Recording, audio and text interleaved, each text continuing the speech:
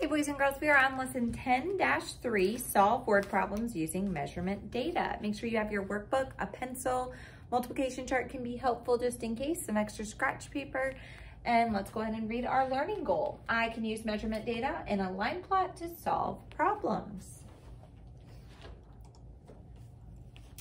Here's our solve and share on for lesson 10-3. We're on page 437. Let's go ahead and read it together and then I'll give you time to try on your own. Rainfall for the Amazon was measured and recorded for 30 days. The results were displayed in a line plot. What can you tell about the differences in the amount of rainfall? Use the line plot to solve this problem. So go ahead, take a look at this Amazon rainfall. We've got our title, we've got our label, the increments are down here, and then the data points are also in there. And you're just gonna point out some differences that you notice in the line plot. Okay, let me grab a marker. One of the differences you could have talked about is the difference between the greatest rainfall and the least rainfall. So I could say the least amount of rainfall is, and then I can take a look at the chart. We've got our 0. We have a little line here, but labeled it 1/2. And then 1 whole. So I know this would be 1/4. This is 2/4, right? Equal. And then this would be 3/4. So the least amount of rainfall is 3/4 of an inch on 2 days. Then I could also say the greatest amount of rainfall is 2 inches on 4 days. If you don't have this down, please make sure that you are taking notes right now.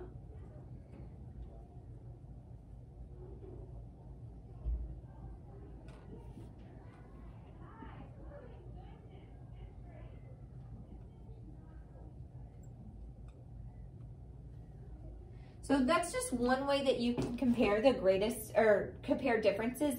You might have chosen a benchmark. So we've gotten a lot of questions that are like, how many days have 1.5 inches of rain or more? So we could split it and we could say, you know, I have to count them up. 1, 2, 3, 4, 5, 6, 7, 8, 9, 10, 11, 12, 13, 14, 15, 16, 17. I could say 17 days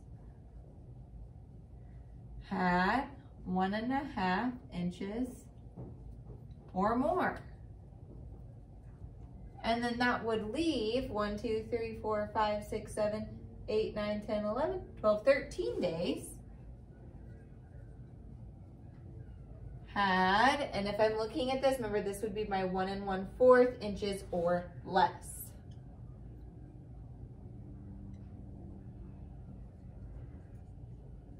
So there's lots of different ways that you can analyze the data, that you can look at it to just talk about the differences in there. I think either one of those is a great way to kind of look at that. And I'll look at your answers on the solve and share to see what way you looked at it with the differences. But these are just two that you could kind of remember, and as we work through these problems, think about. Okay, let's go ahead and take a look at our essential question. We are over on page 438. Our essential question, I can erase that, we don't need it anymore. Our essential question is, how can you use measurement data represented in a line plot to solve problems? So here's our problem, there's our line plot, let's go ahead and read it. Bruce measured the daily rainfall while working in Costa Rica. His line plot shows the rainfall for each day in September. What was the total rainfall for the month? So you can use a line plot to make a frequency table. Let's take a peek at the frequency table down below.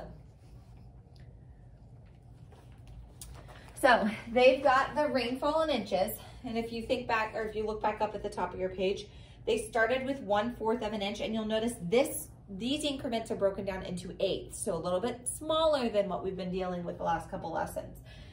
So they started with their 1/4, and there was 5 of them. So they did 5 times 1/4, and they've got 1 1/4 there. Then they moved on to their 3/8, because that's our next one, and they had 12 of those. When they multiply, they get to 4.5. And then they had 1/2, and they had 5 of those, so they did 5 times 1/2, and they got 2.5. And then 5/8, and they had 5 of them. So they are multiplying here and they get 3 1/8. So they're just totaling up each of the little dot columns and then they'll add them together. And their last one was 3/4 times 3 and they got 2 1/4 at the end of that. So then now you're gonna add all the products to find the number of inches of rainfall in that month. So they're taking each of these, 1, 2, 3, 4, 5, you see? They're gonna add them all up in a row. However, you'll notice when we're adding our fractions, our denominator has to be the same. So across here, they've got 4, 2, 2, 8, 4. So they need to change it to have a denominator of 8 on some of these. However, I will say switching to 8s from having a 2 or a 4 isn't that hard, right? That's already an 8th. And then they had to change this one to be an 8th as well. So 1/4, if they take the 4 times 2, they take the 1 times 2, they get 2 8ths. 1/2, again, 2 times 4, so they get 4 8ths. 4 8ths, that one's the same, so even a little bit easier there. And then 1/4, again, is the same as that one. So then when they add it all up, they get, I guess after simplifying, if you were gonna add this all up, you'd have 1 plus 4 is 5, 6, 7, 8, 9, 10, 11, 12. So you would have 12, and then 2 plus 4, 6, 8, hold on, 5, 6, 7, 8, 9, 10, 11, 12. Is that 2 1/4? And so then 4 8ths and 4 8ths is gonna be 13. So you can kind of like crisscross those out. So we're at 13. And then 2 plus 1 plus 2 is 5 out of 8. Yeah, there we go. We get the same thing. I was like, we're gonna have more than 13, but we didn't. Okay, so the total rainfall was 13 5/8 inches. Making these frequency tables just helps you organize the data a little bit easier and understand what you need to multiply, how many times you need to multiply it, because you're writing down the frequency. Okay, let's take a look at our guided practice. Alrighty, these are kind of small, so make sure you have your workbook open to page 439 so you can write them down and work alongside me. It says in 1 through 4, use the line plot showing how many grams of salt were left after liquids in various containers evaporated.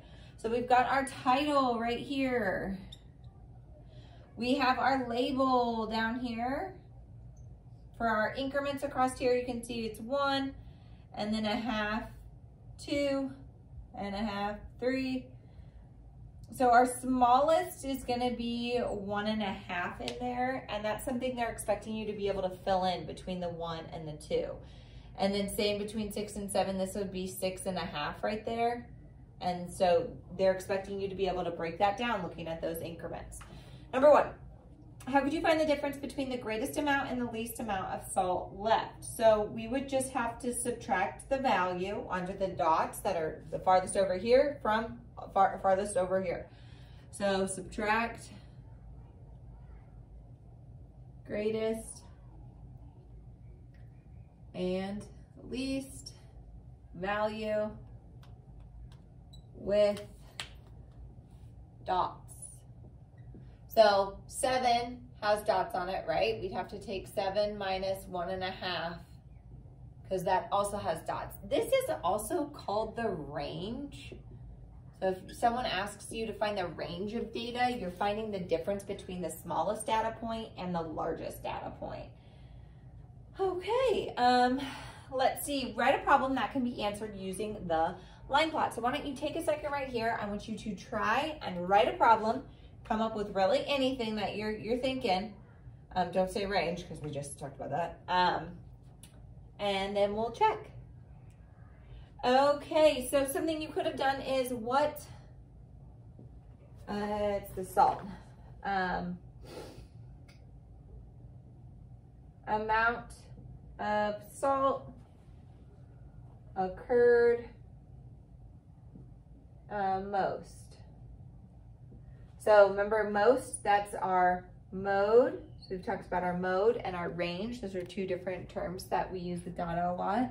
And so I would be looking at my tallest one, right? 1 1/2 occurred the most. You might have said how many containers had 6 1/2 grams or greater of salt, and then you would add up all of these guys over here. How many had 4 or less grams of salt?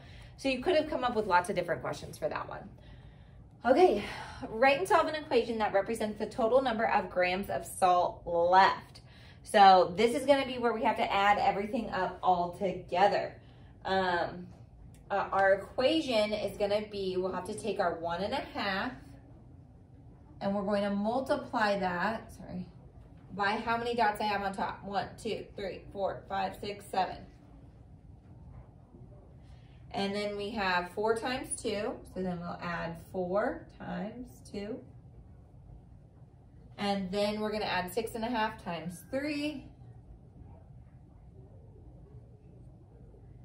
And then we'll have to add 7 times 1, 2, 3, 4, 5.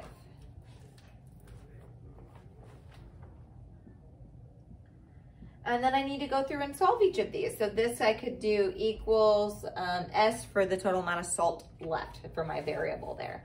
So if I take 1.5 times 7, remember we did our 1 times 2 is 2, plus 1 more to switch this to an improper is 3 over 2 times 7 over 1. So 3 times 7 is 21. 2 times 1 is 2.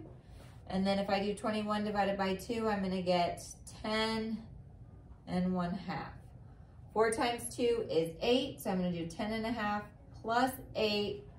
And then I have to do 6.5 times 3. So 6 times 2 is 12, plus 1 more is 13 over 2 times 3 over 1. 13 times 3, well, I know 13 times 2 is 26, or I can kind of break it down. 3 times 3 would be 9. So we're getting 39 there over 2. And so I know if I cut 40 in half, I'd have 20. So this is going to be 19.5. So we'll add our 19 1/2 plus 7 times 5 is 35. So now I just need to line them up, add them all together. My 1/2 and 1/2 here is thankfully going to give me a whole. So what I'm going to do is I'm going to kind of like just give that 1/2 to that 10. So I can have 11 plus 8, 19, and 35. And if you want to break this down into 2 numbers, so do like 11 and 8, and then 19 and 35, and then combine them, you totally could.